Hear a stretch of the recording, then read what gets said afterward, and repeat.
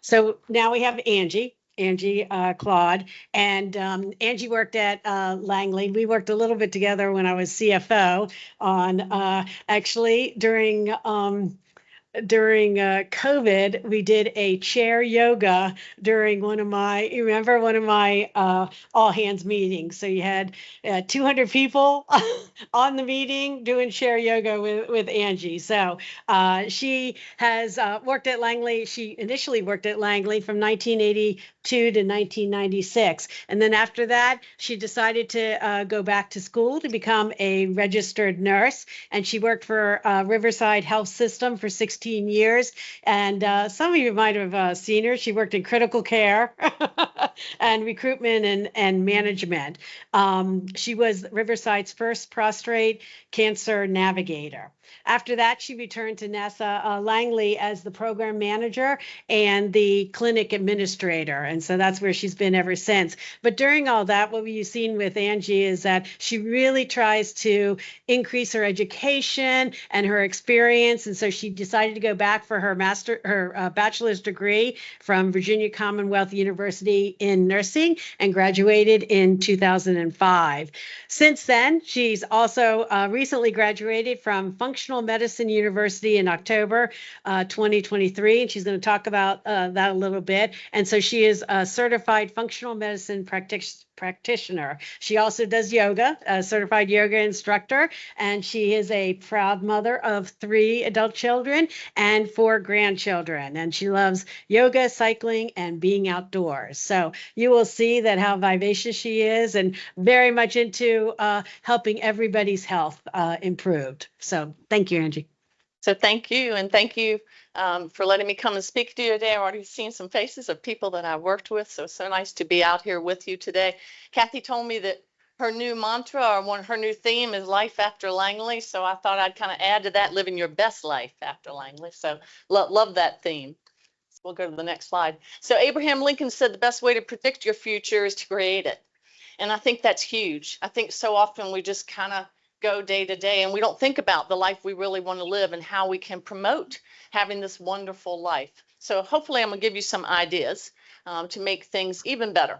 As we get into the retirement years and we're getting to those advanced years, we start thinking about some health conditions that maybe we didn't think about before. Physical health, huge. Exercise, nutrition, and mobility. Our mental health, another thing you're hearing a lot about now. Mental health is huge. Financial health.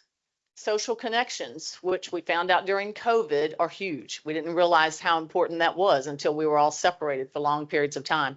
And then, of course, finding life's purpose. So I'm just going to kind of touch on these. A lot of these could be their own presentation, and I love to talk, so I could be here with y'all for hours. So I'm going to tell Ray to make sure that I stay within the time frame because I know y'all don't want to be here till midnight. So the next slide. So we know that people who leave the work world and move into the retirement years, they have a 40% chance increase of having some really serious conditions. And again, of course, that's probably age. But some of it is because they start becoming immobile and they're just not as active and involved as they used to be. So I encourage you, take charge of your health. Today in the medical arena, unfortunately, we have to be our own patient advocate. Right now, it's a lot of get them in, get them out, get them in, get them out. So you have to be your own advocate. And so really having your own primary care physician, if you don't already have that, please go ahead and get established with a primary care physician and make sure you keep your annual physical appointments. Be, again, your own advocate. Start to really know your body. I tell them when I'm teaching yoga, really understand your body. And that way, when something happens, that something's not right, this doesn't feel right. Something's not right. So then you can go check it and hopefully catch it early. With men, you usually start to see some prostate issues. You heard Kathy say I was Riverside's first prostate cancer navigator, which really enjoyed that, but found out that there are so many things that men incur with prostate issues. So, and when you move into the retirement years, you do start seeing some prostate issues, some testosterone, hormonal issues. Women have that postmenopausal I know. I see, yeah, some of us shaking our head, right? I blame it on menopause. Everything is menopause, and you can do that because it kind of does relate to everything. But postmenopausal and hormonal issues can create havoc in the life. And then functional medicine. You heard Kathy say that I obtained my functional medicine certification.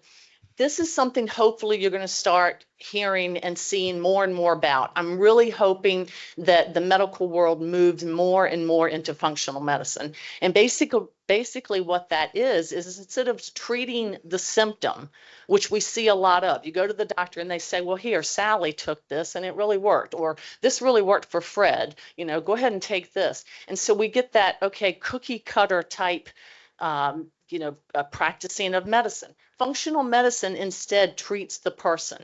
So you get a functional medicine practitioner, which right now more and more people are finding out about it, and they are in high demand. The ones that are practicing right now tell me they have a 9-month waiting list, and they're going to take a lot of time to find out everything about you. They're the Patch Adams of practitioners. They're going to know everything, where you work, what your family does, where you go, what you eat, because they want to find out the root cause of what's causing these conditions so that we can take care of the root cause and then it's gone, instead of treating the symptom where you just go from doctor to doctor and keep adding on pills, and before you know it, you have a long list, right? I know that some of us have been there. I know my daughter had some different issues that stem from a lot of steroids from having mono, and we went from doctor to doctor to doctor to doctor. And instead, if somebody would just say, well, wait a minute, let's sit down and just kind of weed out and eliminate and find out the root cause. So I could make a whole presentation on this, and I'm very passionate about it. But just consider functional medicine. One thing that maybe might deter people from it is that insurance usually does not cover it. It's all out of pocket and it's not cheap. You're getting labs that most doctors are not going to prescribe or order because it's not covered by insurance. But if you can go somewhere to a functional medicine person and find out exactly what's wrong and then move on and feel better instead of going to doctor to doctor to doctor. So again, could go on forever about that, but we'll move on. So the next slide. Exercise, again, could do a whole nother presentation on this, but as we age, balance gets worse, right? And that's why we see a lot of people who age and move into the retirement years, they fall, they break their hip.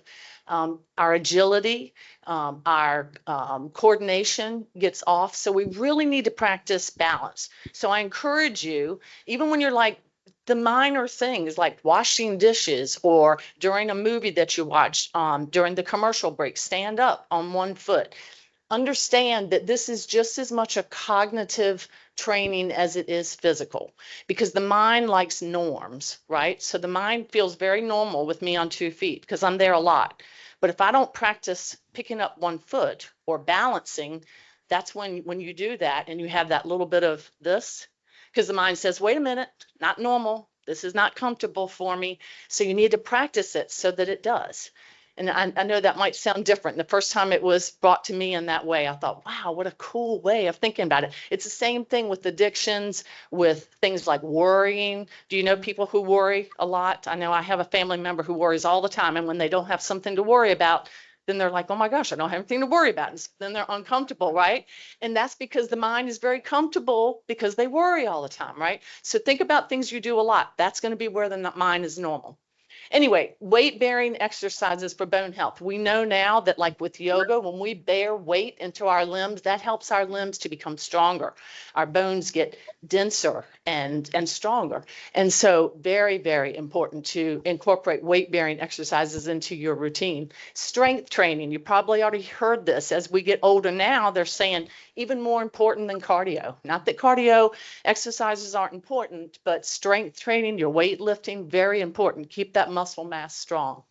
Isometric exercises, when you're up against the wall in your wall sit, something where you hold a position for a long period of time. We're finding now that that helps blood pressure. So just the coolest stuff with exercise. And again, your cardiovascular, that's really important as well. But as we're getting older, we're finding that strength training really, really important. Moving to the next slide, talking about mobility. Immobility is, there's so much detriment to immobility. You sitting here, actually, I should have made y'all stand up. In fact, go Stand up for a minute because it's not good to sit for long. I know, right? I'm not going to make you do yoga, not right now anyway, but I'll invite you to my classes. But always stand up because sitting, good job with the stretch. Because sitting, when you sit for long periods of time, you are contracting your hip flexor. And your hip flexor is a very important part. You can sit down now. But your hip flexor is a very important muscle, not that they all aren't, but that hip flexor, there's a lot going on in this area. You have enzymes that interact, metabolism that's happening, of course, blood flow. When you sit down and you contract that muscle, you're of course impeding blood flow, but you're keeping all of those things like metabolism, enzymes interacting from happening. So when you sit for long periods of time and then you get up and you go, ooh, I've been sitting for a long period of time, right? It's not just the immobility and because you're tight, but you have really deterred a lot of things that need to happen from happening. So don't sit longer than an hour at a time, really half hour if you can help it. Anyway, immobility can cause so many problems, so make sure you keep moving. Stretching, flexibility, of course, I teach yoga, so I'm pro with yoga practice. I'm just like real passionate about that. If you can get into a yoga practice, remember, as a retiree, you can join the gym for $10 a month, which is very cheap. And then you can come to my yoga classes. I stream them on Teams and on Facebook. And then I have a church class out in Pocosin that we have a lot of NASA retirees that already come to. So if you need an in-person class, you can come to those. They're all free, of course. Connective tissue. Okay, I want to spend a few minutes on this. Again, could do a whole nother presentation on this, but connective tissue, your fascia, I can describe it in several ways. I like to give the analogy of a Slim Jim. You remember when we were little, we eat Slim Jims, and sometimes y'all aren't looking, y'all aren't saying yes. You know what a Slim Jim is? Okay, because when we were little, we ate Slim Jims, but you would peel off that outer skin. There was like an outer skin, and you eat that first. Did you ever do that? Y'all are looking at me like I'm crazy. But anyway, so that skin, that thin membrane of skin on the Slim Jim, that's kind of like fascia or connective tissue under your skin. It's all throughout the body. And it used to be thought of as packing, like it was nothing, like it had no purpose. And when pathologists would do autopsies, they would just take it and crumble it up and toss it, thinking that it was packing. They used to call it packing. Now we know it has its own brain. The connective tissue system in your body is everywhere. It's wrapped around your muscles, your tendons, your ligaments, your bones. It's in the brain. It's everywhere. It's the only system in your body that talks to all the other symptoms. And it has, again, its own brain. So it has mechanicoreceptors, so that when you go like this to scratch, you know where to scratch and your fingers know just where that itch is. So there's just so much that goes on in connective tissue. Another analogy, when you have a piece of meat and before you want to cook it, you wrap plastic wrap around it. That's like the fascia or the connective tissue around your muscles, your bones. And so when you wrap it and you mold it to the meat and then you put it away, right, until you cook it, and it stays pretty, tight on that meat. But when you start manipulating and open it up and you stretch that plastic wrap, that's like the connective tissue when we stretch and move. So when you don't move, that connective tissue gets tight wherever it is, and it can cause restriction. And oddly enough, it can be tight here, but you can be restricted here. So you have that referral, right, of restriction. So huge, huge thing that we're finding more and more about now with connective tissue. It is involved with so much. The lymphatic system is involved with it as well. So like when you sprain something, you are disrupting that connective tissue. And so that's when the swelling occurs, right? Because lymphatic system and fluid is all involved with it. So when you disrupt that, and then that lymphatic system can't drain the fluid, so then you have the swelling. So there's just so much. Again, I could do a whole presentation on that, but the main thing to know is stay moving, move and remodel that connective tissue, move it around. Can't stress movement enough. So nutrition, your gut is your second brain. I don't know if you've heard that, but everything right now big on the microbiome, right? So your bacteria in your gut, you have good bacteria and bad bacteria. You might have heard the term SIBO, small intestine bacterial overgrowth, and that's where your bad bacteria, of course, can ride your good bacteria.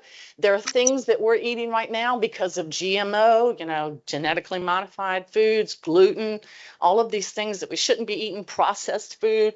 And that's unfortunately hurting our microbiome because it's making it permeable. And so things that we eat are kind of eating through the lining, causing gaps to happen, and then things are seeping out into the bloodstream that shouldn't. You might have heard it as leaky gut syndrome, right? And that can cause a lot of trouble too. But it has its own brain, and because it affects so many other things, it affects our brain and our mental status, and I'll talk about that in a minute. So what do we want to do? We want to eat foods in our natural state. You've probably already heard this, but when you go to the grocery store, you want to go around the outer perimeter because usually the junk is in the inside, right? The good stuff is in the inside, but you really want to eat foods in their natural whole state as much as possible. Consume your superfoods, so avocados, the good fats, pumpkin seeds, huge. Flavonoids. Do y'all know what flavonoids are? So flavonoids have phytonutrients that occur in plants, vegetables, herbs, spices. They're your good berries, your really rich colored berries like blueberries, blackberries, raspberries, green tea, black tea, parsley. So these flavonoids, these superfoods, really help to boost the immune system. They are anti-inflammatory, they're antiviral, they help with blood pressure, so many benefits. It would take me a long while to list them. But just think of these super foods, your good fat foods, your seeds, adding oils to your diet, huge. Extra virgin olive oil, put it in everything you cook. It's really good. And then the coconut oil, I've had my dad, I started about 2 years ago, I guess, having him put a little bit of coconut oil, about a half a teaspoon, in with his coffee. And he was like, Angie, why am I doing this again? I said, because they're finding that helps to reduce dementia and Alzheimer's. It also keeps you regular, so there's that little help. But coconut oil has a lot of wonderful properties. You can even put it on your skin as an antifungal or antimicrobial. Coconut oils, everyone should have that. Get the extra virgin, unrefined coconut oil.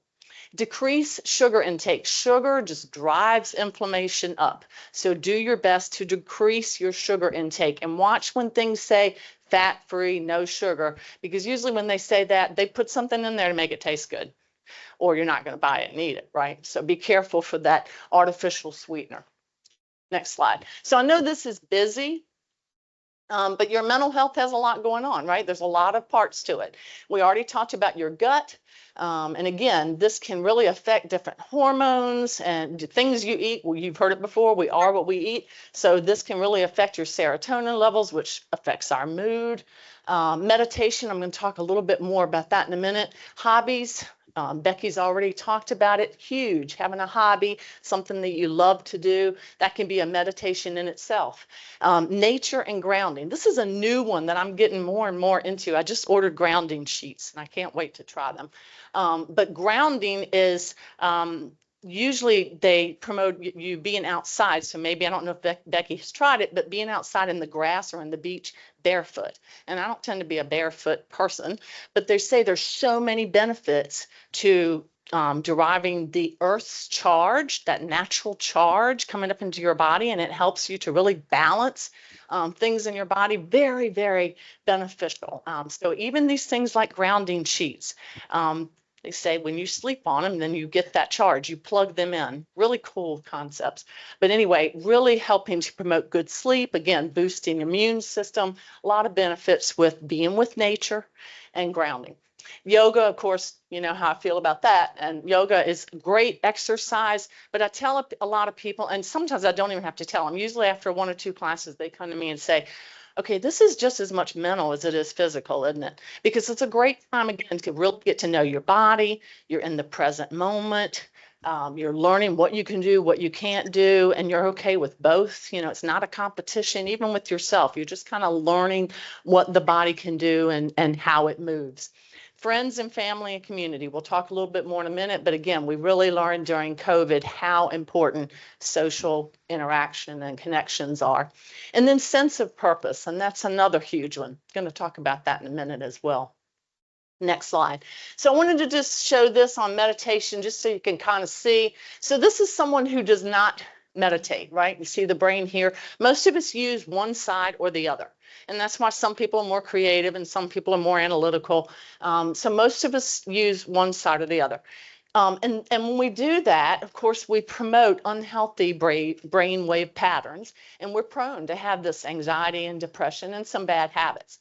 Look at the picture of the person who's meditated for only 15 minutes and the difference here. And then the person who starts meditating around 25 minutes, how the brain wave patterns even out. And so this balance in the brain hemispheres really helps the neurological system to work and to communicate better with the body. That's another thing I tell people when they're practicing yoga, is that you're really starting to pay attention to the communication of the mind and the body. We let so much go day that we don't pay attention to, and there's communication all the time. And sometimes when we don't pay attention to it, then we get hurt or injured, right? Because we're not paying attention to, oh, that doesn't feel good, but I'm going to keep doing it, right? So anyway, this I thought was really interesting. Of course, we know that meditation has so many benefits, self-awareness, emotional health, even helps with attention span, helps with memory loss as we age. It can create that general kindness because you're doing something good to yourself, right? You're promoting self-care. And so when you do that, then you feel better about being kind and doing wonderful things with others. Controlling pain. That's how I had 3 children in the 9-pound range. My oldest was 9 pounds, 13 ounces, had them all naturally because of Lamaze. Lamaze was basically meditation. And I wish they'd bring that back. They're not promoting that as much as I think they should now.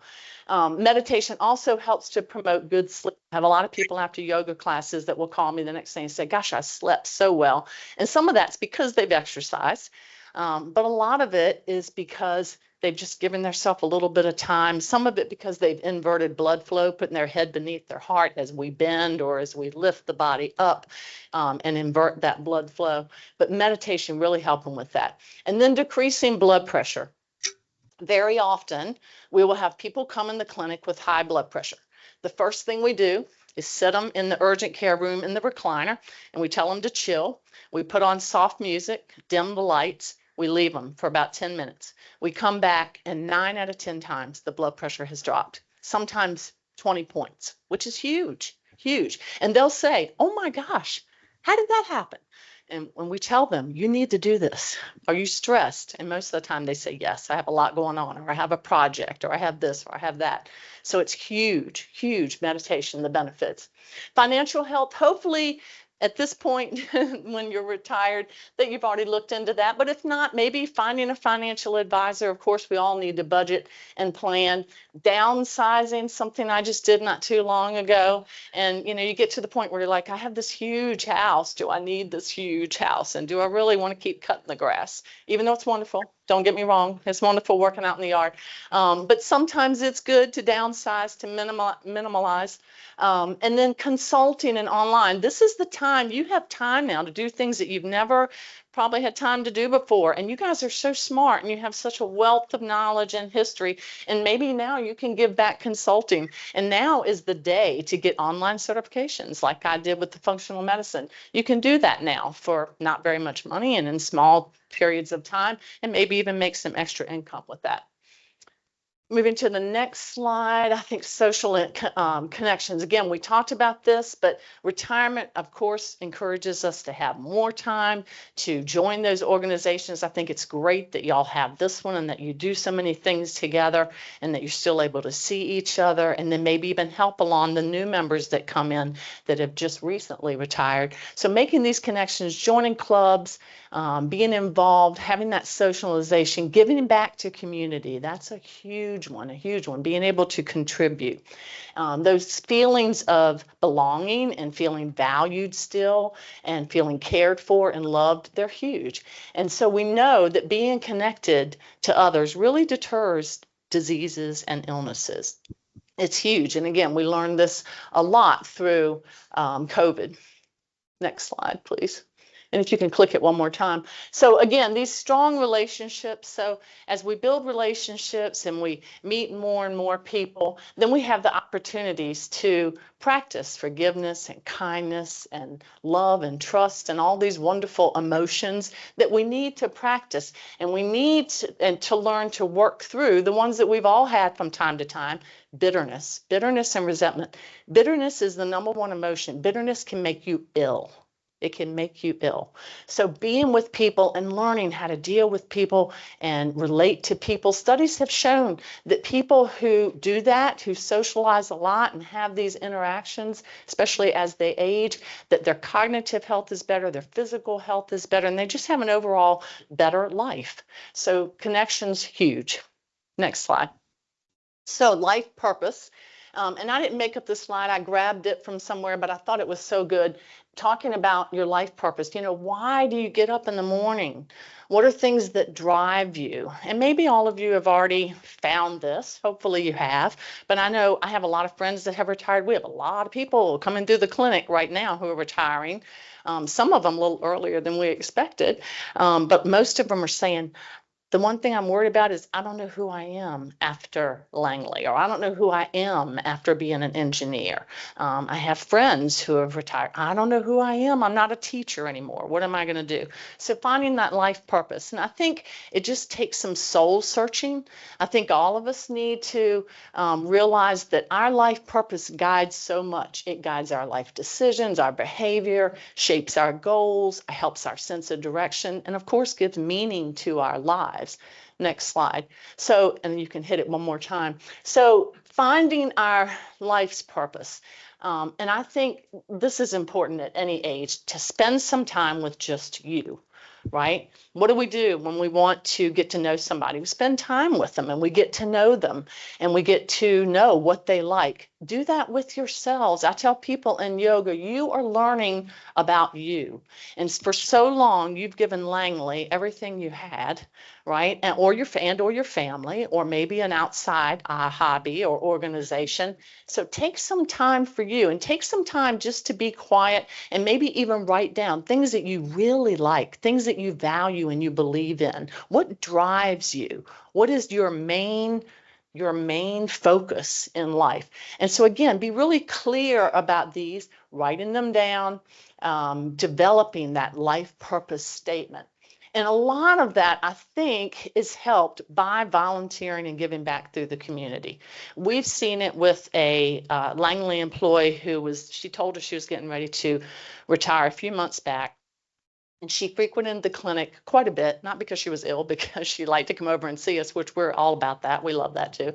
But anyway, we were a little concerned because this has been her life for so many years, as I'm sure it was a lot of you. And so we were kind of concerned when she said that she felt like she should retire. But she found someone who, believe it or not, had retired from here not too very long ago. And unfortunately, this person had incurred a pretty serious condition. And so she told him she would help him. And so she has this whole new purpose of helping this gentleman along with his family. But it's like giving her a whole new purpose. And so helping others and volunteering, sometimes that helps us take all of that worry and, different things that we go through, the trials and tribulations of life. Sometimes that helps us to kind of set that aside when we're helping others.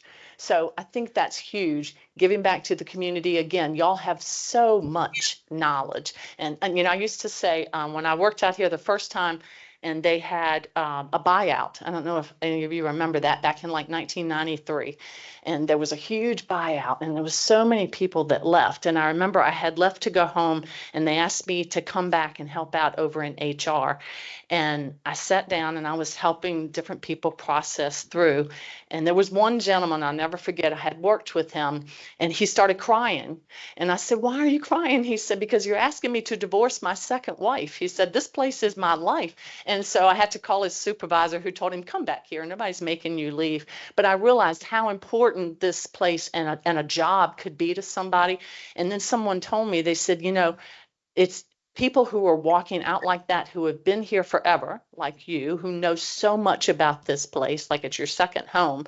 There's so much wealth of knowledge and even money, because y'all knew how, as I was told, there were people who knew how to jimmy rig the tunnels with a paper clip, or who knew how to fix things, in a different way. And so then nothing against the young people, but they came in and, it was just a different story. So again, just, you have such a wealth of knowledge, and you can be such a wealth of knowledge and a mentor for those who are just starting in. And hopefully, I'm sure that probably in your association, you have some kind of a mentoring portion.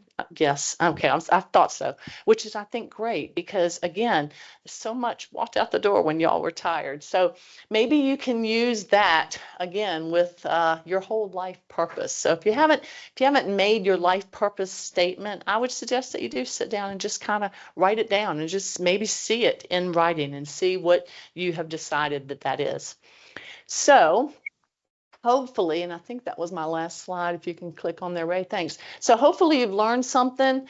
I hope you can take this and start making the rest of your retirement days even better.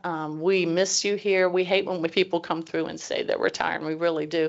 We're excited for y'all, but we hate it because we know that we won't see you as much. But hopefully you've learned something. Yes, sir. Sit down for my quiet time. Yes, sir. Face evil thoughts from my mind. I'm likely to fall asleep.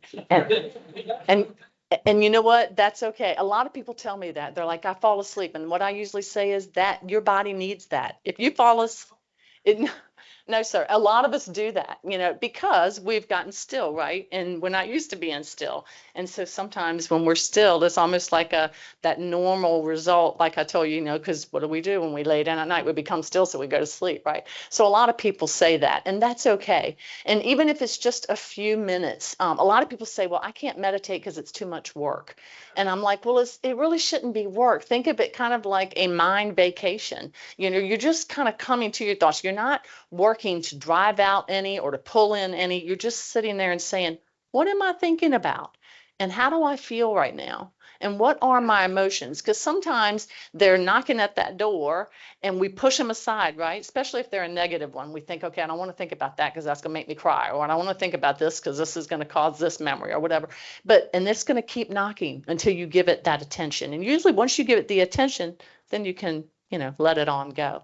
But I think just having even moments of solitude, and again, that could be like Becky out in her garden. I'm sure she meditates. I on my bike, when I ride my bike all the time, that is the best thinking time that I get. I sort out so many things. I try to tell people to think of it like cleaning your desk. When you clean off your desk at home or a closet, you go through it and you sort, right? And you go, don't need that. Oh, that's cool. Didn't know that was there. Let me tuck this over here. It's the same thing with the mind. You're like, oh, didn't know I was thinking about that. So you kind of tuck it away if you need it, or you go, why am I thinking that? No, I can let that go. So it's kind of like sorting through a desk and cleaning the desk. And that way you don't have clutter, because when we have clutter, then we get overwhelmed and tired. But great comment. A lot of people say that, and you're not the only one. Some people fall asleep in my yoga class, which I think is great. I take that as a compliment. Angie, can you hear me? This is Olaf. Yes, sir. Yes, I do the obituaries for our website, and I happen to notice that our age of LAA members when they die is a lot higher than the national average, probably by 10 years or so. And I wondered, you have access to all of the NASA data. Do you think there's some reason why that would be? Is it the type of people that would work at Langley, and that we have the wonderful health care, or what would it be? Because it just is outstanding. Well, gosh, that's a great promotion. I would use that as an ad. Because if nothing else, I'd want to be a part of your group if I was going to live longer, right? That's pretty cool. I think it's such a great place to work. I think people, especially young people that come that have worked somewhere else, they're like, this is the coolest place. We just kind of come and go, and people trust us to do our work and to go and eat. And it is a very wonderful place to work, as you know, or you wouldn't have worked here all those years, right? And so I think that, and because of the type of work that goes on here, and it's so many different types, but I think your mind stays busy, and that's huge. I tell my dad all the time and my mom to read, to do puzzles.